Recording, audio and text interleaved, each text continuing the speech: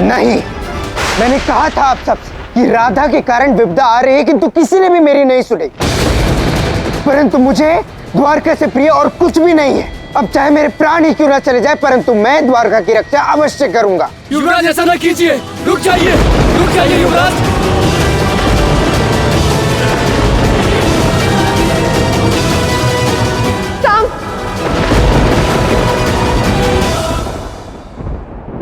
साम रुको, साम ये क्या कर रहे हो? बाहर निकलो। ऐसा दुस्साहस मत करो साम, बाहर निकलो।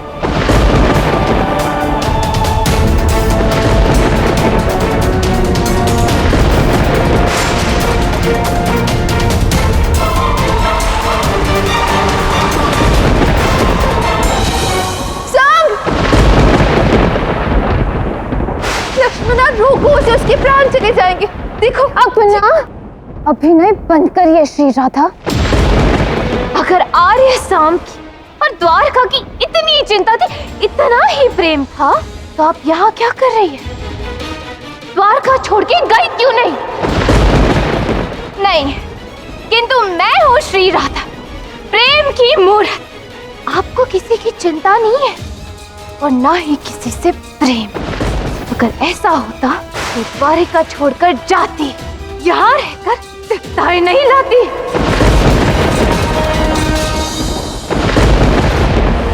देख रही हो आप इन सबको? सब भूखे यहाँ भोजन बनाने के लिए अग्नि नहीं, लोगों के मन में आशा नहीं बची है। और क्यों? क्योंकि ये सब आपके कारण हो रहा है श्री राधा।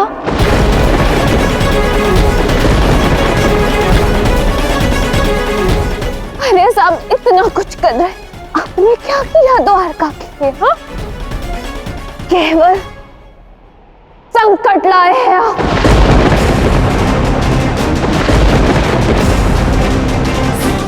लक्ष्मणा, तो भली भांति जानती हूँ ना कि ये सब झूठ है। हम द्वारकावासियों से पूछ लेते। बताइए आप सब, क्या राधा कारण नहीं है इन सब की? नहीं, यही सत्य है। सारी समस्या का कारण केवल राधा है। राधा को जाना होगा।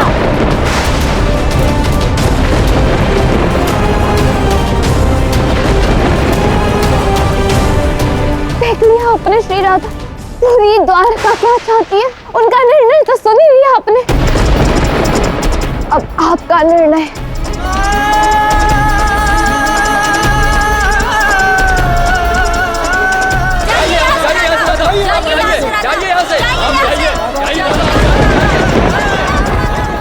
इस परीक्षा में हमें उत्तीर्ण होना है राधा। द्वारका वासियों का प्रेम, उनका विश्वास पुनः अर्जित हमें करना है।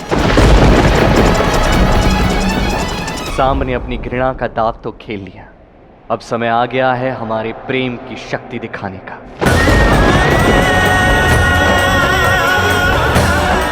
अपने भीतर के प्रेम सागर को जागृत करो राधा।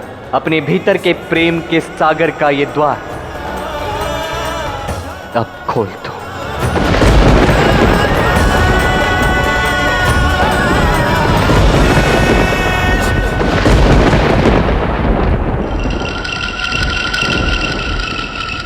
हे चंद्रदेव, आपको मेरे समक्ष प्रकट होना ही होगा, अन्यथा मैं साम आपके तप में अपने प्राणों की आहुति दे दूंगा।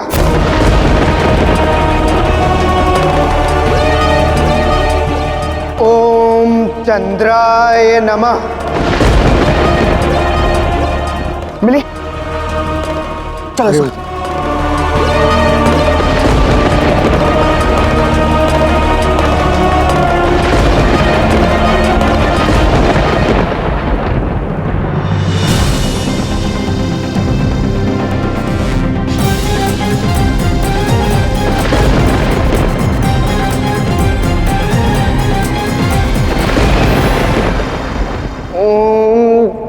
चंद्राय नमः। ओम चंद्राय नमः। ओम चंद्राय नमः।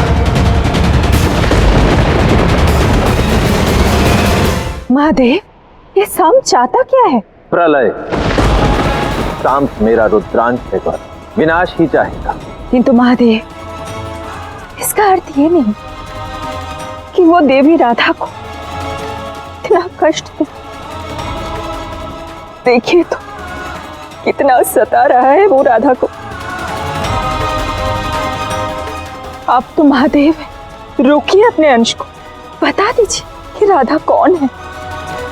बोल दीजिए कि वो कितनी बड़ी भूल कर रहा है।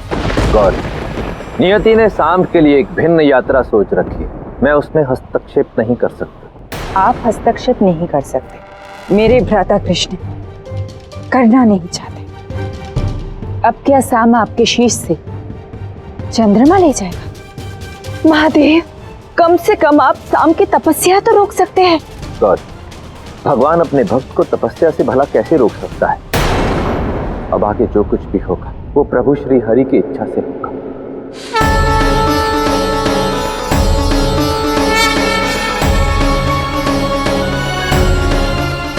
नारायण, अब आपको ही कुछ करना होगा, द्वारका को संकट से बचाना होगा।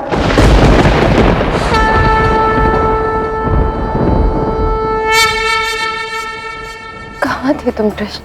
कब से ढूंढ रही हूँ तुम्हें। मुझे ढूंढ रही हो इसलिए आ गया था। अब आए हो तो समस्या का हल भी दे दो। सामने अपनी हर सीमा लांघ दी है कृष्ण। यदि उसकी तपस्या पूर्ण हुई तो द्वारका का नाश होगा, यदि तपस्या नहीं पूर्ण हुई तो उसके प्राण संकट में आ जाएंगे कृष्ण। दोनों दशाओं में मुझे कहीं भी शांति नहीं मिलेगी। क्या श्रेष्ठ यही होगा कि मैं यहाँ से चली जाऊँ, साम के प्राण भी बच जाएंगे और द्वारका को ये प्रकोप भी नहीं सहना होगा। शांत, बस शांत हो जाओ राधा। शांत चित्त से सोचो, जो भी तुम्हारे प्रश्न है उसका उत्तर तुम्हें स्वयं में मिल जाएगा। कैसे शांत रहूं कृष्ण? तुम ही कोई मार्ग बता दो। तुम तो कहते हो ना कि तुम्हारा महादेव से सीधा संपर्क है। उनसे बात करो, उनसे कहो कि द्वारका पर आशीष बरसाए। अवश्य प्रयास करता रहता, यदि ये समय मेरा होता, पर ये समय तुम्हारा है। ये संसार देखेगा कि राधा क्या करती है, मुझसे पूर्व अपना नाम कैसे ग्रहण करेगी। और मुझे तुम पर पूर्ण विश्वास है राधा, और इसी विश्वास के बल पर मैंने साम की चुनौती स्वीकार की। कृष्ण, मेरे कष्ट न से द्वारका वासियों के कष्ट कम कर सकते हो ना? अर्थात तुम कुछ नहीं कर सकते। तुम अवश्य ही कुछ न कुछ छुपा रहे हो कृष्ण। कहो क्या बात है?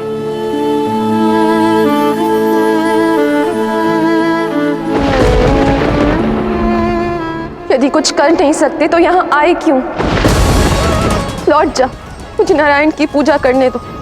बस वही एकमात्र सहारा रह गए।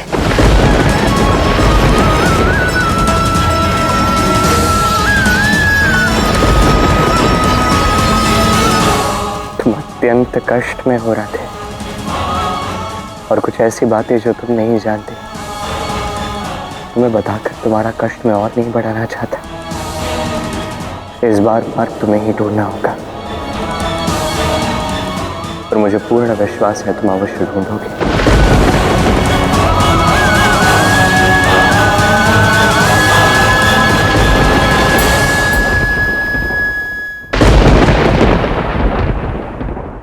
क्या मेरा पुत्र अभी भी भीतर है? लक्ष्मण, आज 3 दिवस हो गए मेरे पुत्र को इस शीतल बर्फीले झील में गए हुए। अभी तक उसकी एक झलक नहीं देखी। पुत्र बाहर आ जाओ, सरोवर जमने ही वाला है।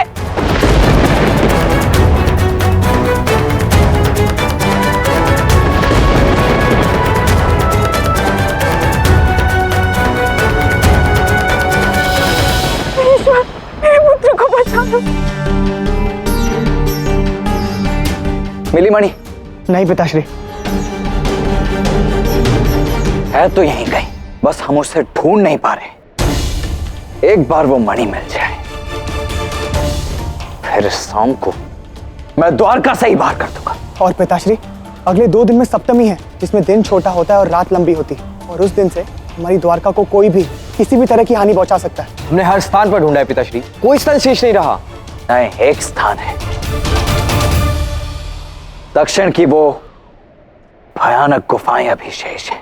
परंतु शाम काका वहां जाएंगे क्यों? वो तो अपवित्र स्थान है। इसीलिए अनिरुद्ध, क्योंकि अपवित्र लोग ऐसे अपवित्र स्थान पर ही जाते हैं। मेरा पुत्र बाहर कैसे आएगा? उसे कुछ हो गया तो? नहीं माता, आर्य शाम को कुछ नहीं होगा। आर्य शाम लौटेंगे, स्वस्थ लौटेंगे। किंतु माँ, आपको कुछ करना होगा। आर्य शाम की तपस्या भंग ना हो, इसलिए आपको आपकी सारी शक्तियों का उपयोग करना होगा। क्योंकि माता, बलराम ताऊ और सभी लोग सामन तक मणि ढूंढ रहे हैं, और यदि उन्हें मणि मिल गई तो आर्य शाम का प्रयास व्यर्थ हो जाएगा। मेरे पुत्र की तपस्या मैं विफल नहीं जाने दूंगी, फिर चाहे मेरे प्राण क्यों ना चले जाए।